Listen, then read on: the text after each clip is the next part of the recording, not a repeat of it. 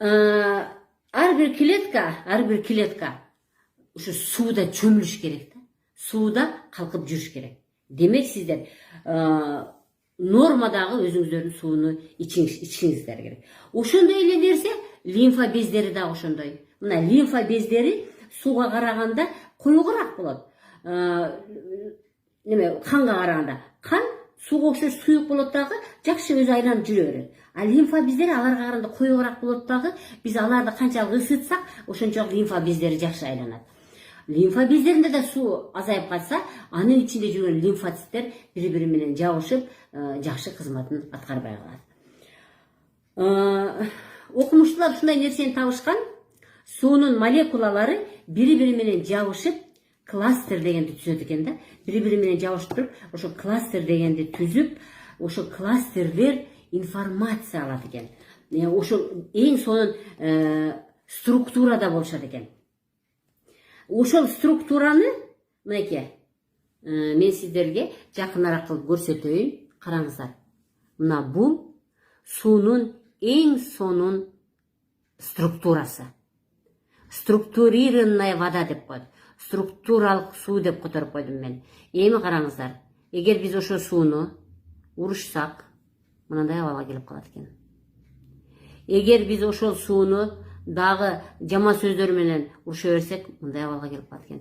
Дагы жаман сөздөр менен сүйлөй берсек, мындай абалга келип калат экен. Дагы сууну сен жамансың дей берсек, мындай болуп калат экен. Эң сонун абал мынакей. Караңыздар. Кандай сонун абал. Кандай сонун абалда турат. Ушул кластерлер, ушул кластер деп булар информацияны алганга жөндөмдүү эткен болот экен да. Муну эми кандай кылышкан? Сууну алгандагы окумуштуулар 3 идишке суу алышкан. Биринчи сууга күнүгө сен жакшысың, сен аябай сонунсуң, сен жагымдуусуң деп сүйлөй берген. Экинчи сууга орточо, дагы жакшы да эмес, жаман да эмес сөздөр айткан. А үчүнчү сууга сен жамансың, сен андайсың, сен мындайсың деп күнүгө уруша берген. Кандайдыр бир убакыттан кийин 3 суунун өзгөргөн. Жакшы сөз сүйлөгөн суу таза боюнча калган. Эчтеке сүйлөбөгөн суу дагы жарым бузулган. Сен жамансың, сен андайсың, сен мындайсың деген нерсе деги суу капкара болуп өзгөрүп кеткен. Демек, суу бул информация алып эске тутуп калуусу бар экен. Биз мындан кандай жыйынтык чыгарабыз? Ичип аткан суубузду биз жакшы ниет менен, жакшы көңүл менен ичишибиз керек экен. Көрдүңүздөрбү? Эми суулар, кандай суулар бар? Буларды айтып кетейин. Булак суусу бар, өтө жакшы суу. Эмне үчүн? Себеби деген булар жайлоодо кандай гана аба таза, кандай гана жаратылыш таза, кандай гана чөптөр, гүлдөр ошону көрүп, ошону угуп келген суу адамга жакшы сиңет. Эми биз шаардыктардын суусун алайык. Бизге шаардыктардын суусун труба менен келет. Трубада калдыр-шулдур болуп келет.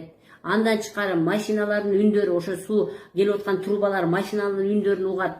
Машинанын, завод, фабриканын чыккан түтүндөрү алар ал сууга сиңет.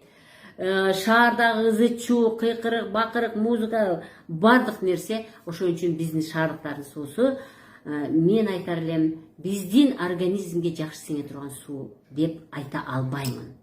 Эми аны тазалаш үчүн албетте ар бирибиз фильтр койгонбуз. Эми фильтр койгондо дагы мындай фильтрдин мембранасы бар да. Мына кандайдыр бир мындай мембраналар болот, мындай бөлүкчөлөр болот. Суу ушул жерден келет дагы, ошо керексиз нерселер бу жерде чогулуп калат. Бардык нерсе чогулуп калат, анан таза суу өтө берет. Бирок мунун да минусу бар экен. Мунун да минусун ойлоп табыштыр. Эмне минусу бар экен? Бул жерге келген микроб ушул жерде токтоп калат экен да, бул жерде жашай берет да. Ал аркага кетпейт да. Бул бир жерде жашай берет дагы. Микроб өзүнөн шлак чыгарат. Демек ошо шлак кайра эрип туруп сууга өтүп атпайбы? Мына, муну да ойлоп табыштыр ушундай.